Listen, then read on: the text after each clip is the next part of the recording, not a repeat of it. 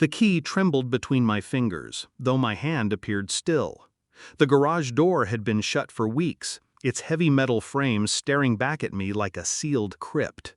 He died so suddenly, one breath, then silence, and yet his presence pressed against me in that space, suffocating, like he had left himself locked inside. He'd forbidden me from ever entering here. "My domain, not yours," he'd say, with that smile that never quite reached his eyes. I obeyed, the way a wife obeys when obedience is easier than suspicion. But now I owned the silence. The real estate agent wanted photos before listing the house. She asked casually if she should send someone to tidy up the garage. Her words lingered like a dare. So I found myself here, palms sweating around the key, standing before the door that had guarded his secrets more faithfully than I ever had. I turned it. The metal groaned. A stale draft rushed against my face, carrying dust, oil, and something else. Something sour. The light switch clicked. I froze.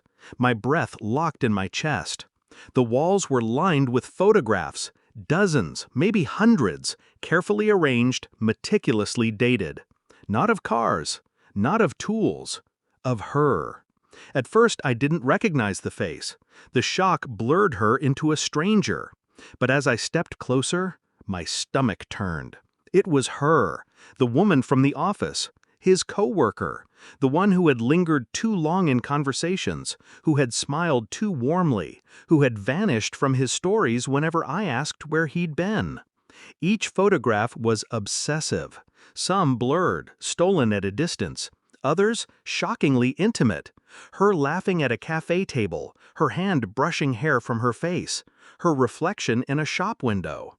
I swallowed hard. The silence seemed to mock me. I remembered his absences, his evasive explanations, the way his phone would light up and he'd tilt the screen away. The betrayal had been here all along, nailed to the walls of a room I was never allowed to enter. I pressed my fingers against the photos, their edges curling under my touch. Each one whispered what I had refused to hear. He hadn't just betrayed me, he had built a shrine to it. And yet, I didn't scream. I didn't cry. I simply stood there, breathing slow and even, while the truth rearranged itself inside me, sharp and merciless.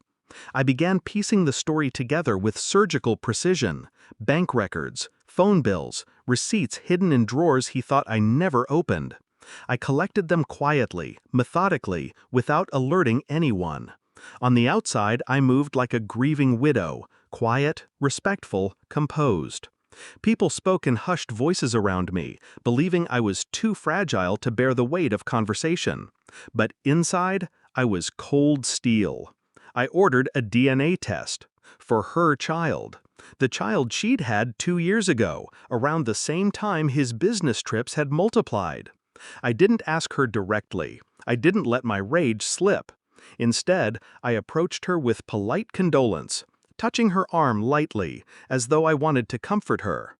She never suspected I was there to steal a hair from her coat, fallen strands that clung like threads of truth. I waited. Every day, I stared at that garage door again, at the shrine he'd built, reminding myself why patience mattered. The results came sealed in an envelope. My hands did not shake when I opened it. I already knew. 99.9%. His son, not hers. His blood ran through the boy's veins. I sat at the kitchen table, staring at the papers, the ink crisp and black, the truth undeniable. The silence in the house was heavy, but inside me there was only clarity. I called her. My voice was calm, almost kind. I invited her for coffee, framing it as an act of solidarity, two women bound by grief. She agreed without hesitation. When she arrived, she carried flowers. Her eyes were damp, her smile soft with pity.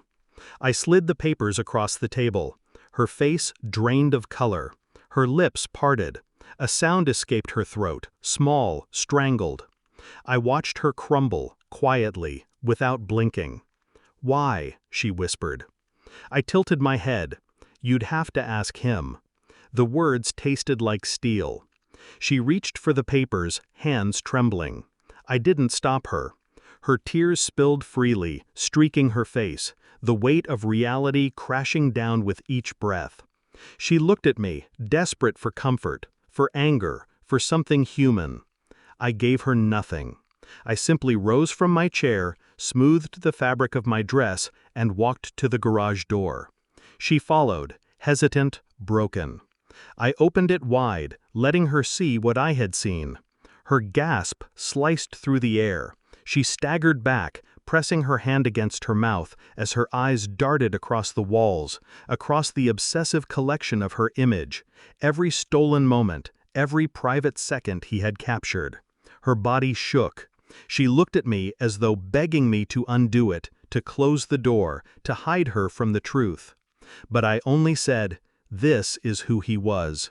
And then I left her there, alone in the shrine he had built for her, forced to see what devotion had cost us both. I sold the house within the month. The garage was cleared, the walls stripped bare, the photographs burned in a steel barrel behind the property. I watched the smoke rise, black and acrid, until nothing remained. No one asked why. No one questioned the decision. People still speak of me as the grieving widow, the poor woman left alone too soon. I let them. But the truth no longer has the power to wound me. It belongs to them. The dead man, the broken woman, the boy who will one day learn who he is. I carry nothing, and when I closed the door for the last time, I felt lighter. Because betrayal burns away more cleanly than love ever does. Final line, I walked away, not from him, but from the version of myself who ever believed him.